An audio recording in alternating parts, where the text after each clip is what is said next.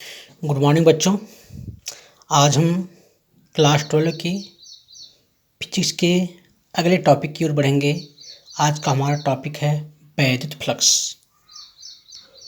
वैद्युत फ्लक्स या electric field ये क्या है देखते हैं। मान लीजिए कोई भी पृष्ठ है और यहाँ पर कोई एक प्लस आवेश Q रखा गया है, तो हम जानते हैं कि प्लस Q आवेश से वैद्युत क्षेत्र रेखाएं बाहर निकलेंगी या वैद्युत बल रेखाएं बाहर निकलती हैं और ये चारों तरफ बाहर निकलती हैं।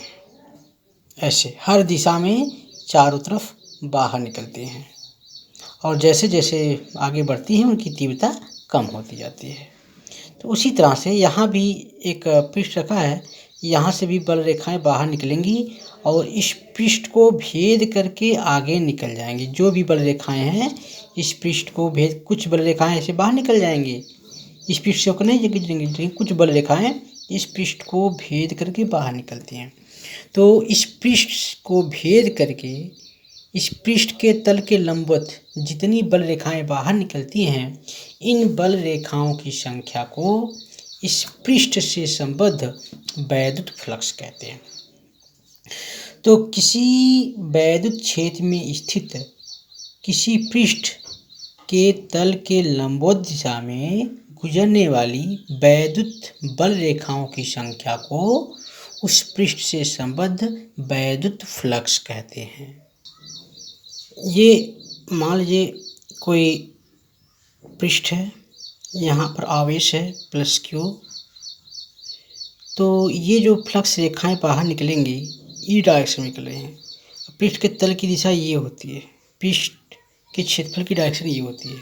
ये क्षेत्रफल A है और ये बल रेखाओं की संख्या है, यानी वैद्युत क्षेत्र की दिशा ये है। अगर इन दोनों के बीच का कोण थीटा है,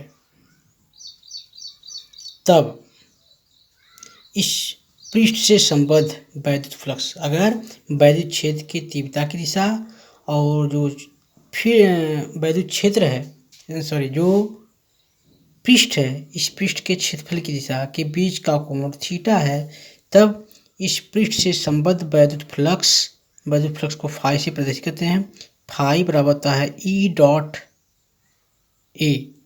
अगर क्षेत्रफल को DA लिखें तो DA हो जाएगा। चूँकि E वैद्युत क्षेत्र की तीव्रता है, ये सदिश राशि है, क्षेत्रफल भी सदिश राशि है, तो वैद्युत क्षेत्र की तीव्रता E और क्षेत्रफल दोनों के डॉट प्रोडक्ट के बराबर होता है फाई। फाई का मतलब वैद्युत फ्लक्स की वैल्यू E और DA के डॉट प्रोडक्ट के बराबर होती है। और हम लोग इसको ऐसे भी कह सकते हैं, फाई बराबर EDA cos थीटा। यदि थीटा बराबर 0 तब कास थीटा इक्वल टू 1 होता है। कास 0 की वैल्यू 1 होती है, तो फाई अधिकतम हो जाएगा। फाई की वैल्यू हो जाएगा E into DA।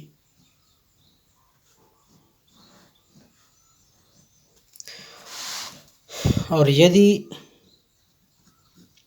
Theta equal to 90 degree, तब चूँकि कास 90 की वैल्यू 0 होती है, इसलिए फाई की वैल्यू 0 हो जाएगी। यानी पृष्ठ का तल वैद्युत क्षेत्र की दिशा में होगा, तब उस पृष्ठ से संबद्ध वैद्युत फ्लक्स शून्य होता है। वैद्युत फ्लक्स एक अदिश राशि है, इसलिए वैद्युत फ्लक्स को बीजगणितीय विधि से जोड़ा या घटाया जाता है। अगर कोई बंद पृष्ठ है और इस बंद पृष्ठ से बल रेखाएं बाहर निकल रही हैं या इसके अंदर प्रवेश कर रही हैं, तो पृष्ठ से बाहर निकलने वाली जो बल रेखाएं होंगी, इन बल रेखाओं को यानी इस वैद्युत फ्लक्स को हम फाई यानी धनात्मक वैद्युत फ्लक्स कहते हैं। लेकिन जो बल रेखाएं या जो वैद्युत फ्लक्स पृष्ठ के अंदर प्रवेश करता है, उस वैद्युत फ्लक्स को ऋणात्मक वैद्युत फ्लक्स कहते हैं। तो वैद्युत फ्लक्स के चिन्ह भी धनात्मक और ऋणात्मक होंगे और इसे हम बीजगणितीय विधि से जोड़ या घटा सकते हैं। जो वैद्युत फ्लक्स किसी पृष्ठ से बाहर निकलता है वो धनात्मक वैद्युत फ्लक्स है, जो वैद्युत फ्लक्स पृष्ठ के अंदर प्रवेश करता है वो ऋणात्मक वैद्युत फ्लक्स है। अब हम अगला इस वैद्युत फ्लक्स से संबंधित टॉपिक पर चलेंगे, गॉस की प्रमेय अथवा गॉस का नियम। क्या है गॉस का नियम? किसी वैद्युत क्षेत्र में स्थित बंद पृष्ठ से संबद्ध संपूर्ण वैद्युत फ्लक्स पृष्ठ के भीतर उपस्थित संपूर्ण आवेशों का 1/ε0 गुना होता है।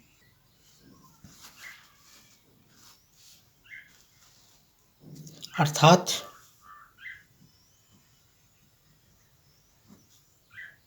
phi E equal to 1/ε0 into Q. यदि कोई बंद पृष्ठ है उसके भीतर टोटल आवेश क्यू है तो उस बंद पृष्ठ से संबद्ध वैद्युत flux phi E equal to हो जाएगा 1/ε0 QE। इस गॉस के नियम के कुछ अनुप्रयोग हैं। तो अनुप्रयोग क्या है? Application of Gauss's law. इसमें पहला एप्लीकेशन है कि अगर अनंत लंबाई का कोई चालक तार है, वह एक समान रूप से आवेशित है, तो उसके समीप किसी बिंदु पर हमें वैद्युत क्षेत्र की तीव्रता ज्ञात करनी है। अनंत लंबाई के एक समान आवेशित तार के कारण वैद्युत क्षेत्र की तीव्रता, intensity of electric field due to uniformly charged wire of infinite length. Intensity of electric field due to uniformly charged wire of infinite length. अब देखते हैं, मान लीजिए कि ये अनंत लंबाई का कोई चालक तार है। इसकी लंबाई मान लीजिए अनंत है, वाई डैश एक चालक तार है। इसके समीप इससे मान लीजिए r दूरी पर कोई बिंदु P है। इस बिंदु P पर हमें वैद्युत क्षेत्र की तीव्रता ज्ञात करनी है। तो बिंदु P पर वैद्युत क्षेत्र की तीव्रता ज्ञात करने के लिए मान लीजिए कि यहाँ पर वैद्युत क्षेत्र की तीव्रता कैपिटल E है और जो ये तार है, तार पर प्लस Q आवेश दिया गया है और बिंदु P इस तार से r दूरी पर स्थित है। अब होता क्या है, r दूरी पर ज्ञात करने के लिए सबसे पहले हम एक गॉसियन पृष्ठ की कल्पना करेंगे। वो गॉसियन पृष्ठ जो इस तार y डैश से स्मॉल r दूरी पर है। तो हम जानते हैं कि तार से r दूरी पर जो पृष्ठ बनेगा वो बेलनाकार पृष्ठ होगा। तो हम एक बेलनाकार गॉसियन पृष्ठ की रचना करेंगे और इस गॉसियन पृष्ठ को हम डॉटेड से रिप्रेजेंट करते हैं, प्रदर्शित करते हैं। ये डॉट लाइन से प्रदर्शित करेंगे। और अब ये जो गॉसियन पृष्ठ है, अब इस पर एक सूक्ष्म पृष्ठ हम यहाँ एक मान लेते हैं और एक सूक्ष्म पृष्ठ इस ऊपर वाले भाग पर मान लेते हैं। तो ये जो ऊपर वाला भाग है इसके क्षेत्रफल की दिशा इधर होगी और ये जो पार्ट है इसके क्षेत्रफल की दिशा इस साइड में होगी।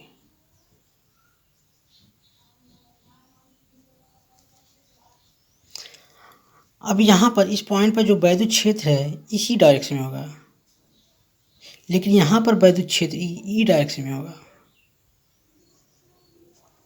यहाँ इन दोनों के बीच का कोण 90 है, इसलिए इस पृष्ठ से संबद्ध वैद्युत फ्लक्स शून्य होगा, क्योंकि फाई बराबर होता है E.dA cos 90। cos 90 की वैल्यू 0 होती है, इसलिए यहाँ पर इस पृष्ठ से संबद्ध वैद्युत फ्लक्स शून्य होगा। और यहाँ पर E और DA की डायरेक्शन समान है, इसलिए इस पृष्ठ से संबद्ध वैद्युत फ्लक्स फाई बराबर होता है E/DA cos 0। cos 0 का मान 1 होता है, इसलिए इस पृष्ठ से संबद्ध वैद्युत फ्लक्स E/DA होगा।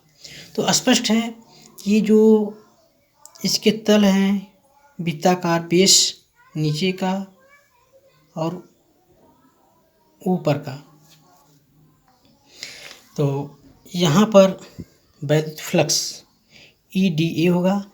इस पृष्ठ से संबद्ध वैद्युत फ्लक्स शून्य होगा और नीचे वाले पर भी अगर हम एक छोटा सा पृष्ठ मान लें, इसके क्षेत्रफल की दिशा इधर होगी और वैद्युत क्षेत्र की तीव्रता की दिशा इधर है, क्योंकि प्लस आवेश दूर होती है।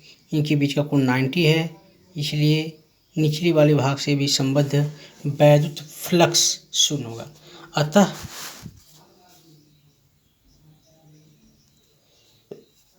संपूर्ण गॉसियन पृष्ठ से संबद्ध वैद्युत फ्लक्स फाई बराबर या फाई ई बराबर बेलन के ऊपरी वाले पृष्ठ से संबद्ध वैद्युत फ्लक्स, निचले वाले पृष्ठ से संबद्ध वैद्युत फ्लक्स और वक्राकार पृष्ठ से संबद्ध वैद्युत फ्लक्स। तो ऊपर वाले पृष्ठ से संबद्ध वैद्युत फ्लक्स और नीचे वाले पृष्ठ से संबद्ध वैद्युत फ्लक्स होगा E D A cos 0 plus E D A cos 0 plus वक्राकार पृष्ठ से संबद्ध वैद्युत फ्लक्स होगा E D A cos 0। Sorry, ऊपर वाले में 90 डिग्री है, नीचे वाले में 90 डिग्री है, तो यहाँ 0 नहीं बल्कि 90 डिग्री है। इस प्रकार से ये दोनों पार्ट 0 हो जाएंगे, ये बचेगा E into D A. Equation number 1 हो गया। यदि तार पर आवेश घनत्व लैम्डा है, आवेश घनत्व लैम्डा का मतलब तार के 1 मीटर लंबाई पर आवेश की मात्रा लैम्डा है। तो यहाँ पर अगर तार का L मीटर इस बेलन के भीतर है, इस सिलेंडर के भीतर है, तब तार के ऊपर या इस बेलन के ऊपर संपूर्ण आवेश की मात्रा होगी लैम्डा इंटू एल। क्योंकि 1 मीटर पर लैम्डा आवेश है तो एल मीटर में लैम्डा इंटू एल आवेश होंगे। तो गॉस प्रमेय से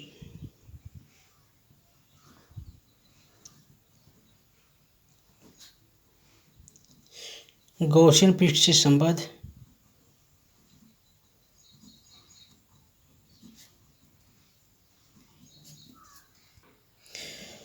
संपूर्ण वैद्युत flux phi E equal to हो जाएगा पृष्ठ के भीतर संपूर्ण आवेश। तो पृष्ठ के भीतर संपूर्ण आवेश हो जाएगा लैम्डा इंटू एल का 1/ε0 गुना। इक्वेशन नंबर 2 हो गया। समीकरण 1 और 2 से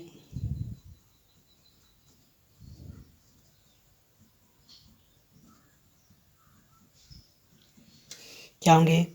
समीकरण 1 और 2 दोनों ठीक सेम है, तो समीकरण 1 और 2 से हो जाएगा